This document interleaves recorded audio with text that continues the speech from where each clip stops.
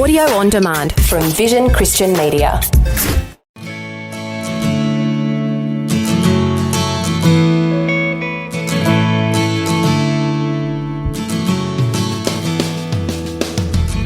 I want all teenagers to understand that it's a journey of transformation that takes time, and a journey that, I want teenagers to go on together, because I think the only way to grow in your relationship with God, or the most effective way, is in a group and with other people. Some people say that Christianity is boring and irrelevant, especially the younger generation. Well, one young man would like you to think again. Carnan, along with his father, Pastor Peter Botros, have co-authored Christiana Teen.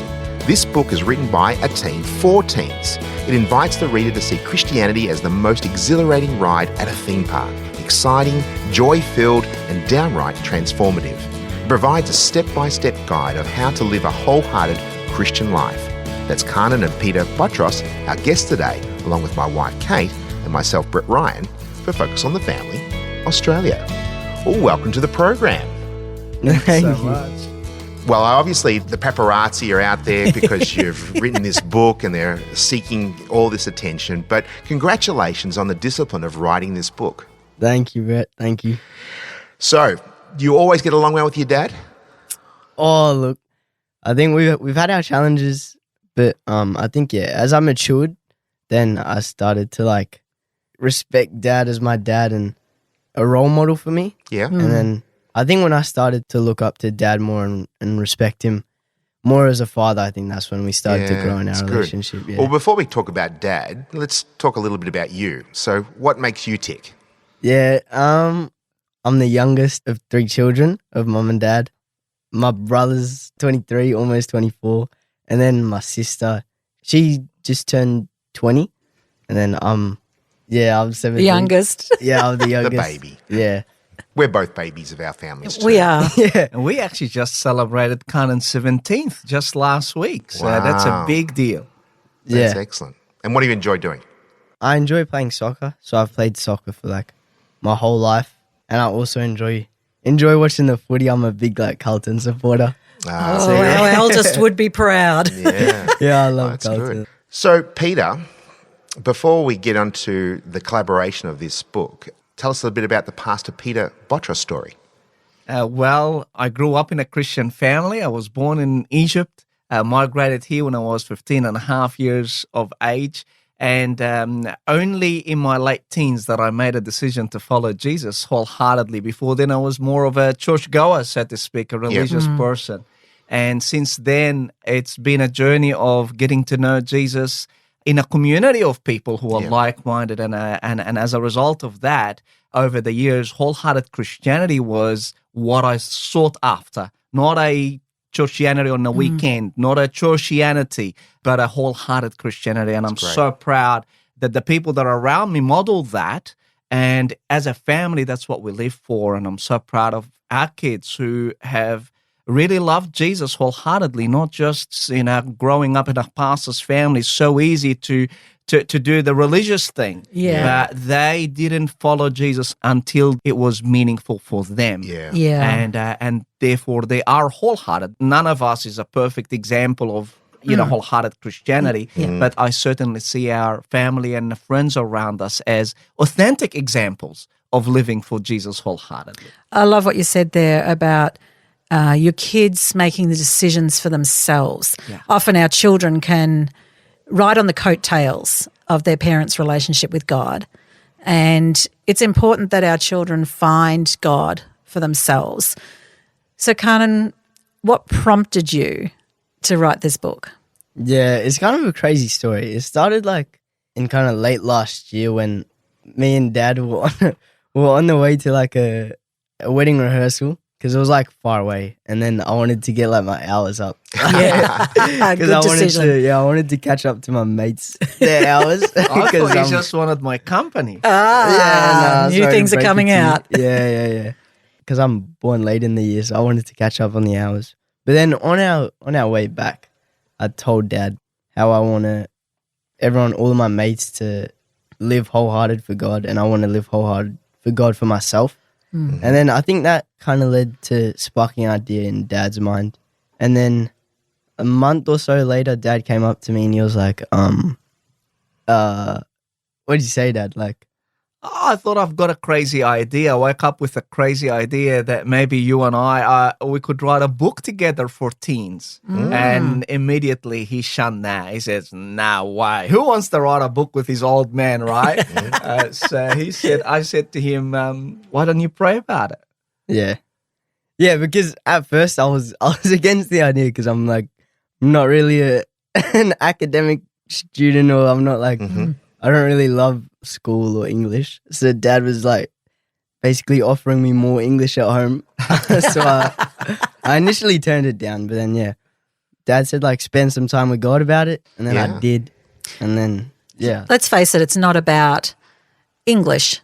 It's about having a story to tell. Yeah. And for a young person to be passionate about God. So how did you get there? Because a lot of young people around you, even young people in Christian schools, they can be there but not necessarily passionate about God. Yeah, because you're going to have a lot of head knowledge about God. Yes, but it's not the heart. Not the heart. So Yeah. what brings you to an understanding of having that wholehearted heart for you to even ask the question, I want more people to have that passion for God like I do. Yeah. I think it happened just through a lot of encounters that I had with God. And yeah, my experiences kind of showed me how real and how powerful God truly was. Yeah. And then that kind of led to me wanting to get all my mates to like kind of come on the journey with me on trying to be a wholehearted Christian. Yeah. I know this might put you on the spot. Can you share one of those things where you just saw that God was really powerful in your life? Yeah. He like performs so many like miracles. I got a more recent example with like a surgery. Yeah. Yeah, it was crazy. It was like I was on a waiting list for like many years for this surgery, and then we were praying and praying and praying that they would let us get the surgery and stuff, and then like God just ended up working in that, and like He blessed us above and beyond, and yeah, the minor details are crazy, but I won't. Yeah, it's a long story. That's great. Peter, obviously you've put this idea out there. You knew he wasn't necessarily wired for academic or even the discipline. So you obviously saw the potential in this, God idea. What was it like collaborating together? Yeah. What was a highlight and what was probably a not so highlight? Well, before they answer that question, I would like to know, have you written a book before? Yes, I had collaborated with various people in writing books. So we wrote a book, Susie and I, in 2020. We wrote a book called Gen J. Well, that sounds like we need to get Susie in for a conversation about that as well. That would be great. Yeah. In 2023, we wrote a book called Reversing the Stat. I wrote a book called Reversing the Stat, looking at young adults leaving the church and how we can help them re-engage with faith and with Jesus. Great. And I was about to write another book, and I actually put that on hold when the idea came up for me and Kanan to collaborate together. Yeah. Fantastic. So what was the highlight and what was the challenge? Yeah. Well, I actually sensed God share that He's been using Kanan. Like Kanan would come after a youth gathering and say God gave him some prophetic ideas to share with his friends. And I thought, man, this kid is more courageous than me. Get out of his way and share with his friends something that is not necessarily logical, something that he sensed God. And he said to me, every time he would share with people, they'd say, that is so accurate. Yeah, exactly I thought, on point. this guy has a prophetic voice, but hasn't had the expression. So when we were together in the car and he said to me, how can I share with teens about that? I shared with him what I do in terms of crafting a message.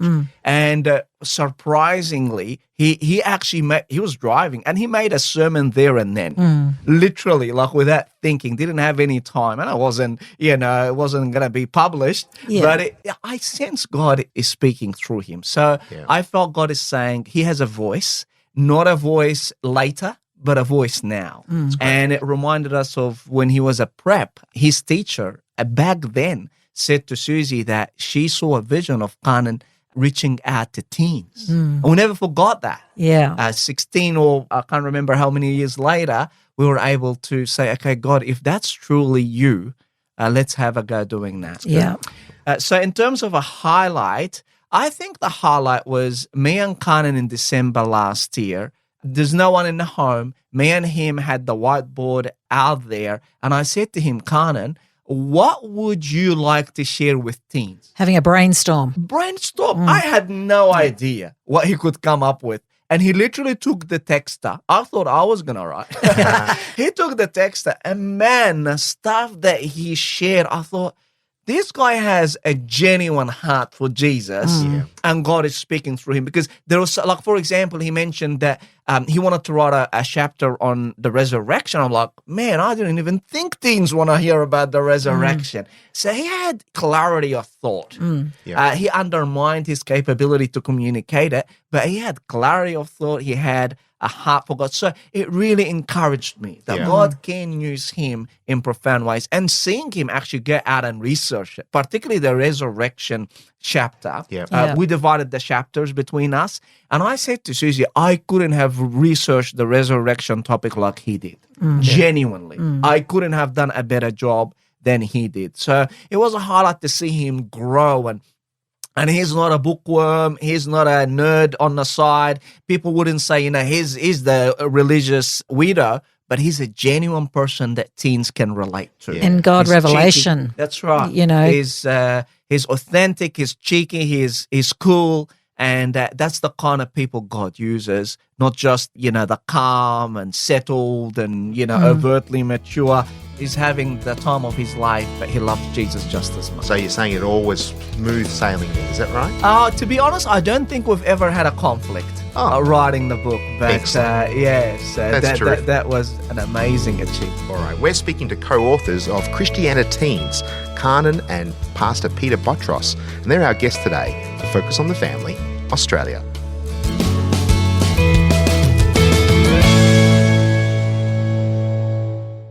The Word for Today is Australia's most widely read daily devotional, designed to give you practical teaching to keep you focused on your relationship with Jesus. Read it online or subscribe to the free printed edition at thewordfortoday.com.au.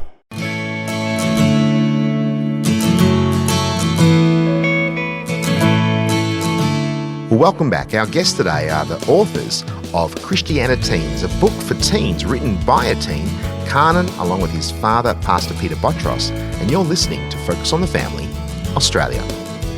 So, Kanan, you've obviously been brought up in this Christian family, which you're very fortunate about. But often teens will find that difficult to transition from following their parents' faith to having their own personal relationship with God. Yeah. So was there a defining moment for you, or tell us a bit about that? Yeah, I think it was more of a process for me of just having experiences for myself rather than just kind of believing God through my parents' experiences or through other people's experiences that I've heard, but it was more for me experiencing it, personally and having encounters with God. And do you know other young people similar to you, or are you, the rarity? Yeah, no, I know other people. Like my friend group, they all love God and want to live for God wholeheartedly, which is exciting. Yeah. There are a lot of youth groups and stuff who they have the desire to live wholeheartedly for God, but I think maybe they just don't have a method or a way in which they can live wholeheartedly for God. Yeah, so they don't know quite how to get there themselves. Yeah. So what can you suggest? What do you do that helps you connect with God personally? Yeah, I spend time with God. I do something called SOAPs. Yeah. So like you read the scripture and then you see what you observe from it and then you apply it to your daily life, which I think is good for me because it's not just reading scripture to read scripture and to kind of understand what the Bible's all about, but it's more to grow in my relationship with God on a personal level. Yeah. And to take stuff from the Bible and then actually apply that to my life. That's good. Fantastic. So then I can actually live it out rather than just read it. So you've got the discipline of that is amazing for a young person to say that, and there'll be a lot of adults saying, I can be challenged by that. I'm going to be doing that. But what do you think is the obstacle for a lot of other young people who just think the Bible's irrelevant, God's irrelevant, it's boring, it's book out of date. It's all telling me what I can't do rather than what I can do. So what would you say to those people who are looking at the negative aspects of Christianity rather than how would you encourage them? I'd say seeing the Bible as like something that's boring and something that doesn't bring happiness is something that's huge for teenagers. And I struggle with that myself a lot. Even recently, I've been watching like shows on Netflix, and I struggle to see spending time with God as maybe something that brings more happiness than watching like a show on Netflix or drinking or going to a club or something like that. I think just seeing Christianity as something that does bring everlasting happiness rather than something that doesn't actually bring happiness at all. Yeah, and I think too, one of the things that we often fall for is we think that happiness is the end goal rather than choosing joy. We can choose what our mood, if we're going to talk about emotions and moods and things like that, we can choose our joy. We can choose to be joyful because of the hope of Jesus rather than our circumstances. Yeah. So, I mean, let's face it, when we're tired, the first thing we want to do is throw something on the television. Yeah, exactly. I don't. to blob out. You know, I don't know about you, but that's what we do. Peter, when you're hearing your son saying these things, what would you like more people who are reading this book to get out of it? What are the keys? What are the rocks that you would like for not just your own son who's experienced it and you've written this book, together, but what are the big rocks you want people to get? Well, ultimately, Brett, I think Christianity has been presented as a transaction between us and God, where you come to God with your sin and he gives you his forgiveness and you await the moment where you're going to go to heaven and a pie in the sky. But what we found in research is that young people want a Christianity that impacts their here and now. Yeah. And for me and for us, Christianity is not something there and then, it's something here and now because God transforms me, not just transaction with me, something for, forgiveness for my sin, but he actually unites himself with me so I can be a Jesus-like human. Not just a Jesus-like Christian who believes some set of beliefs and does some rules and behavior modification and goes to church and does, the goody-goody stuff. But I am being transformed in my home. I'm being transformed in my workplace. I'm being transformed in my school. I'm being transformed in the community where people that interact with me smell Jesus through me. And I believe this is the good life that we're all looking for. It's so good. And we see even in research that people that live with Jesus actually in their surveys, they say they are more satisfied, extremely or very satisfied, that's the McKindle research in 2022, than those who have no religion. Yeah. So it's not just about a pie in the sky, a joy that is yet to come. It's Jesus said, my joy I live with you. And we have one of the chapters here that looks at the good life as a Jesus-like life. Yeah, and I think too with the fact that people who have that walk with the Lord is it's about other people and not themselves. Whereas in society, it's do whatever feels good to you and make yourself happy. It's, me first. They've done so much research on the happiest people. There are those who serve. Kanan, hearing Dad saying what he would like young people to get out of it, what would you like for the young people who read this? Because it's really a teen book written by a teen to help them understand. Yeah. I think, I want all teenagers to kind of understand that, it's a journey of transformation that takes time and a journey that, I feel, I want teenagers to go on together. Yeah. In your friend groups, in your communities, work together and work to keep each other accountable and work to, develop as individuals but in a group, because I think the only way to grow in your relationship with God, or the most effective way is in a group and with other people working together. Your dad mentioned about your study and research in the resurrection. Can you just give us some little highlights in that? About what you learned from that? Yeah, that was huge for me because that really cemented my faith. I think, just knowing wholeheartedly that there's non-negotiable evidence that Jesus Christ is God is just so big. We really serve a real God and a God that's alive today. Yeah, it's beautiful. So good. That's so good. We've mentioned about teens seeing the book as irrelevant, the Bible, and Christianity may be irrelevant. But what other pressures do teens face? What are the other temptations that young people are facing? It may seem obvious, but Yeah. I'd like to hear from you. Yeah. I think everything around us really is like a temptation, through like the songs we listen to the shows we watch, to the people we hang around. Everything is kind of tempting us to follow the world and follow the temporary joys of the world. It's a good word. Yeah. It's Yeah. a good way of putting it, temporary joys. And Yeah. I think me and Dad discussed like that. We kind of went through all the joys of the world, and we realized that they all kind of eventually end up leading you to Destruction. destruction. Yeah, exactly.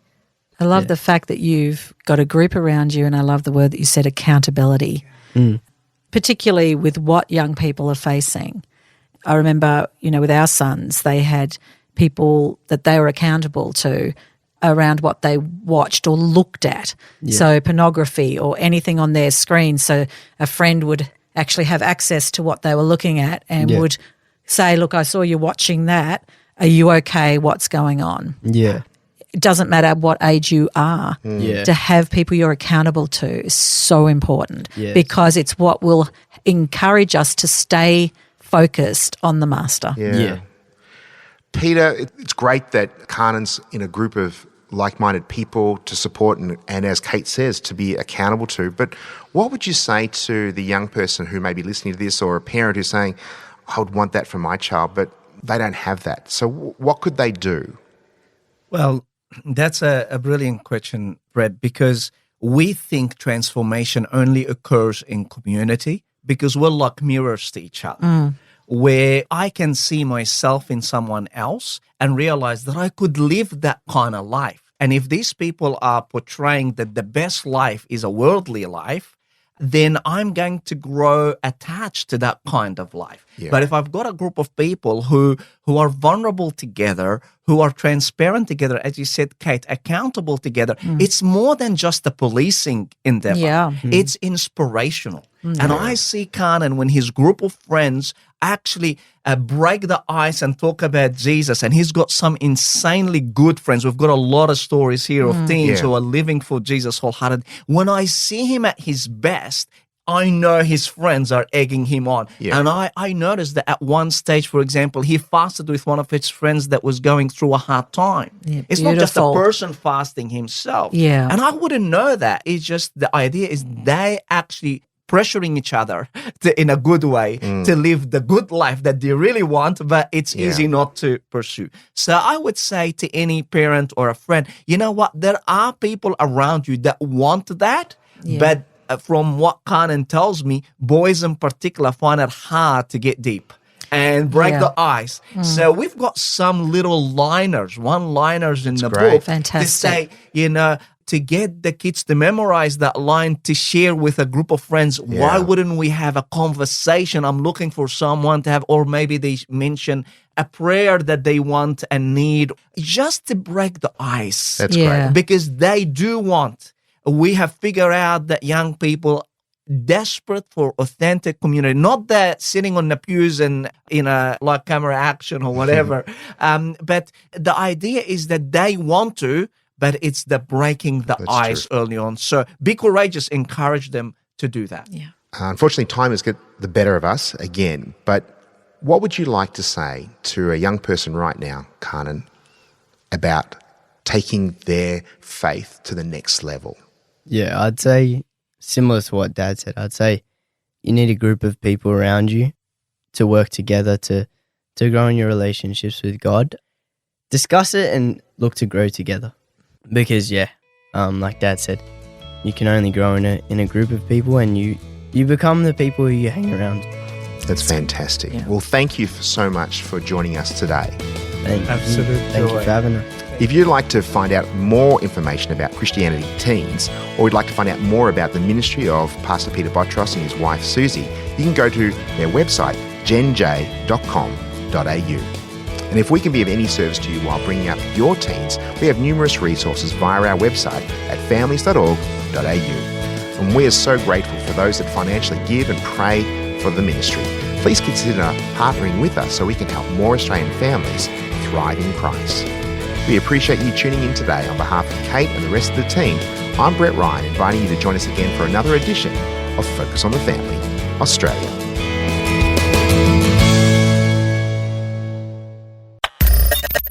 for taking time to listen to this audio on demand from Vision Christian Media.